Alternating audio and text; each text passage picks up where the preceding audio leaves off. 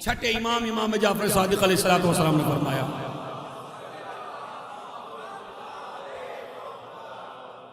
کہتے ہیں قبل ان یبسط رجلیہ غفر اللہ لہ ذنوبہ، ایک روایت اوجب اللہ لہ الجنہ، دوسری روایت۔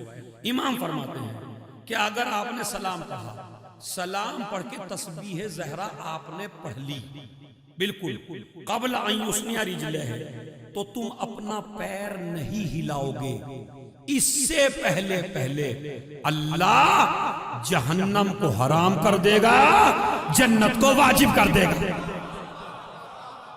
قبل ان یثنی رجلیہ، پیر ہٹانے سے پہلے اللہ جہنم کو حرام اور جنت کو واجب کر دیتا، یہ امام فرما رہے ہیں۔ اس کے بعد سنیے، اب یہ تو بتایا چھٹے نے، پانچویں نے کیا بتایا وہ سن لیجئے۔ وہ کہتے ہیں ما عبد اللہ بشیء افضل من تسبیح فاطمہ، جتنے بھی اللہ کے ذکر ہیں ان میں سب سے بڑا ذکر اگر اللہ کا ہے تو وہ ہے تسبیح فاطمہ۔ اور دلیل کیا ہے؟ دلیل سن لیجئے خدا کی قسم، کسی ذاکر کی دلیل نہیں ہے، کسی خطیب کی دلیل نہیں ہے، کسی مولوی کی دلیل نہیں ہے۔ امام فرماتے ہیں لو کان شیء افضل من لنہلہ رسول اللہ لفاطمہ، اگر اس ذکر سے بڑا کوئی ذکر ہوتا تو رسول فاطمہ کو وہ دیتے، تسبیح نہ دیتے۔ اس کا مطلب ہے اس سے بڑا کوئی ذکر نہیں ہے تسبیح زہرا کا۔ یہ پانچویں نے بتایا، پھر چھٹے نے بتایا ہے یا اسقل فی المیزان من جبل احد ذہبا، کہتے ہیں اگر آپ کے نامہ اعمال میں سونا، پتھر نہیں، سونے کا پہاڑ، اگر تمہارے نامہ اعمال میں سونے کا پہاڑ بھی رکھ دیا جائے، احد کا پہاڑ سب سے بڑا تھا، تو مثال دی امام نے، اگر احد کا پہاڑ سونا بنا دیا جائے اور اس سونے کو پھر نامہ اعمال میں ڈالا جائے اور ایک غریب آدمی نے تسبیح زہرا پڑھی ہو تو وزن کس کا زیادہ ہوگا؟ تسبیح زہرا سلام اللہ علیہ۔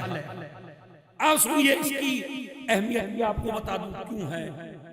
دیکھیں میں آیا، شاید میں نے مثال دی تھی پہلے لیکن اب بھی سن لیجئے چونکہ موضوع میں ہے۔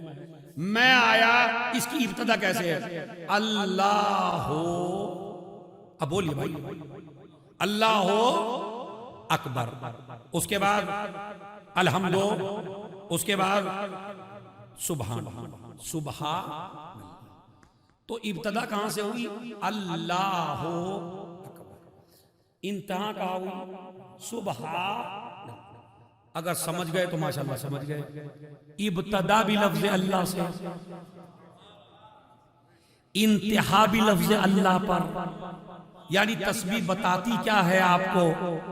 پاگل نہیں بننا، تم آئے بھی خدا کی طرف سے، تمہیں جانا بھی خدا کی طرف ہے۔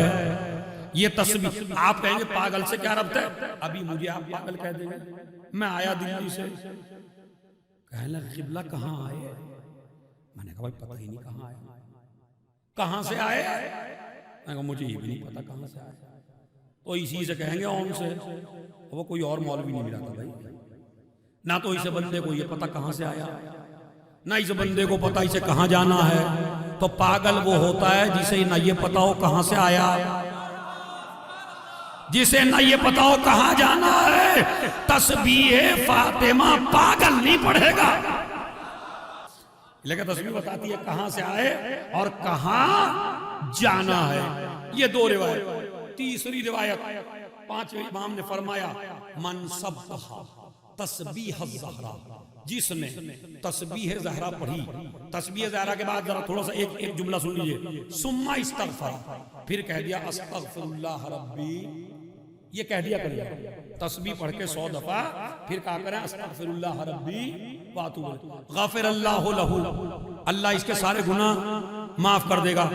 اب سنیے وجد میں آ کے جس طرح میں وجد میں آگے پڑھ رہا ہوں، ہیا میعۃ باللسان والف فی المیزان وتطرد الشیطان ویرضی وترضی الرحمن، کا یہ جو تسبیح ہے جب زبان سے ادا ہوتی ہے تو 100 دفعہ، جب میزان میں تلتی ہے تو 1000 دفعہ، شیطان بھاگ جاتا ہے، خدا راضی ہو جاتا ہے۔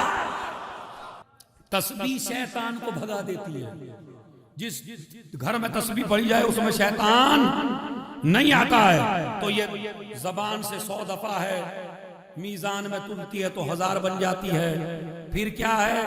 پھر تمہارے پہلے امام نے فرمایا الحمدللہ یملأ المیزان نصف المیزان، جب بندہ کہتا ہے نا الحمدللہ، آدھا نام اعمال بھر جاتا ہے۔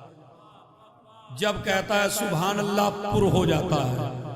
اللہ اکبر کہتا ہے تو جہاں بیٹھا ہے وہاں سے لے کے آسمان تک نور ہی نور پھیل جاتا ہے۔ سمجھ رہے؟ یہ 3 چیزیں میرے مولا نے فرمائی، کیا کہ یہ پورے نام اعمال کو بھر دیتی ہے۔ اور زمین، یاد رکھیے، اگر چاہتے ہو کہ قبر میں تمہارا جسم نہ گلے نہ سڑے تو روایت موجود ہے کہ افضل یہ ہے کہ تسبیح کسی اور تسبیح سے نہ پڑھے۔ اگر کچھ نہ ہو تو اللہ نے یہ جو پورے بنائے ہیں 1 2 3 ایک ایک انگلی میں، ان کو پڑھے۔ جہاں جہاں یہ تسبیح پڑھی جائے گی، جب قبر میں اندھیرا ہو جائے گا تو اللہ انہی سے نور نکالے گا۔ قبر میں روشنی کیسے ہوگی؟ یہاں سے نکلے گا جب آپ تسبیح پڑھیں گے۔ یہ تسبیح زہرا کی کچھ حدیثیں تھیں، آپ سنیے اس کی ہسٹری کیا ہے۔ شہزادی اپنے، اے میری ماں بہنوں جو پردے کے پیچھے بیٹھی ہو، سبق لے کے جاؤ آج کی مجلس سے۔ شہزادی سے بڑا دنیا میں کوئی نہیں ہے۔ کوئی ہے؟ میں نے پہلے ہی دعویٰ کر دیا، جب اس بی بی سے بڑا کوئی نہیں ہے، مگر روایت ہے اپنے گھر میں جھاڑو خود لگاتی تھی، کھانا خود پکاتی تھی، بچوں کے کپڑے خود دھوتی تھی، پانی بھر کے خود لاتی تھی۔ اپنی بیٹیوں کو ایسی تربیت نہ دینا، میں تو ملیر کوٹلہ کا نواب ہوں، نوکر کام کریں گے، میری بیٹی کام نہیں کرے گی۔ اما سسرال میں نوکر تھوڑی بھیجو گے۔ یہ بھی آج کل باپ تھوڑا سا دولت کمانے کے بعد گھمنڈی ہو جاتا ہے، میری بیٹی کام نہیں کرے گی، میری بیٹی کام نہیں کرے گی۔ ارے جب رسول کی بیٹی کام کر سکتی ہے، یا تو بتا تیری بیٹی بڑی ہے یا رسول کی بیٹی ہے؟ اچھا چلیے تو بیٹی کے مسئلے میں تم بڑے ہو یا علی؟ یہودی کے باغ میں صبح ہی صبح بیلچا لے کے جا رہے ہیں علی پانی دینے کے لیے۔ میں نے کہا کہ اسماعیل کی ایڑیوں سے اگر زمزم جاری ہو جائے تو آپ تو ان کے بھی امام ہیں، آپ کیوں جا رہے ہیں؟ کہا میں ان جوانوں کو سبق دینا چاہتا ہوں، اپنے شیعوں کو جو 50,000 کما کے اپنے کو نواب سمجھتے ہیں یا اپنے باپ کی دولت پر فخر کرتے ہیں۔ ہم کام نہیں کریں گے، ہم کام نہیں کریں گے۔ علی نے کام کر کے بتا دیا، کام کرنا عیب نہیں ہے، بھیک مانگنا عیب ہے۔ کام کرنا عیب نہیں ہے، بھیک مانگنا ہے۔ تو نواب ہو تو ہو، علی سے بڑے نواب نہیں ہو۔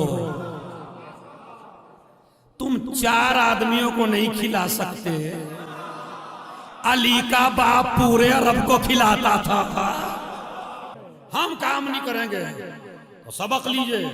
زہرا نے بھی کام کیا اور میرے مولا نے بھی کام کیا، اور دونوں کام کرتے تھے۔ تو لڑکی کو اگر چاہتی ہو میری ماں بہنوں سسرال میں عزت ملے تو گھر میں بیٹھنے، اچھا ماں باپ بھی ایمانداری سے بتائیے، ایک لڑکا وہ ہے جو کام کرتا ہے، ایک لڑکا وہ ہے جو روٹیاں توڑتا ہے۔ کس سے پیار زیادہ ہوگا؟ 1-2 مہینہ ہی محبت سے کھلائیں گے، ورنہ جب بھی بیٹھا کرے گا ارے کچھ کر بھی لیا کر، ارے کمبخت، ارے کب تک ہم زندہ رہیں گے، ارے کون کھلائے گا تجھے؟ تو اس کا مطلب یہ ہے نہ کروے آدمی کی گھر میں بھی عزت نہیں ہوتی. تو لہذا اہل بیت کا گھر دیکھیے اور انہوں نے دیکھیے کیا کیا کیا. تو مولا علی نے کہا, جملہ بڑا خوبصورت آیا ہے دماغ میں مولانا, خدا کے مولانا صاحب بہت خوبصورت بات آئی ہے, شاید منبر کی دین ہو. پتہ کیا ہے کہ اگر تمہیں کام کرتے ہوئے کبھی شرم آنے لگے تو یہ سوچ کے کر لینا کہ علی نے کیا تھا. تو جو نعرہ لگانے والے ہیں وہ تو کریں گے, ورنہ پھر نعرہ میرے مولا کیا کہے کہ میرے نام کا نعرہ بلا وجہ لگا رہا ہے, تو اب کریں گے. تو علی بھی کام کرتے تھے, زہرا بھی کام کرتی تھی. اب وہ زیادہ کام تھا چونکہ شہزادی اپنے گھر میں کام نہیں کرتی تھی. یہ آپ کو بتاؤں میں, مدینے کے بعض لوگ اتنے غریب تھے کہ جن کے گھر میں چکی نہیں تھی, تو جب وہ عورتیں آٹا پیستی تھی تو شہزادی ان کا بھی آٹا پسواتی تھی, غریبوں کا اپنے گھر میں. خدمت گزار آئے, کچھ خادمائیں آئیں, کچھ خادم آئے رسول کے پاس کسی جنگ سے. میرے مولا نے کہا بی بی اگر آپ چاہیں تو اپنی مدد کے لیے, ہیلپ کے لیے, چونکہ آپ کو بہت زیادہ کام کرنا پڑتا ہے, تو آپ ایک ارینج کر لیجئے, اپنے بابا کے پاس جائیے اور ان سے بات کر لیجئے. کہتے ہیں اب شوہر نے کہا تو گئیں. بھائی میری بات سنیے توجہ سے. شوہر نے کہا تو گئیں. ماں باپ مصروف تھے کسی گفتگو میں کسی سے, تھوڑی دیر کے لیے گئیں, واپس آ گئیں. رسول اللہ کو پتا چلا شہزادی آئی تھی, سارے کام چھوڑ کے شہزادی کے گھر آئے.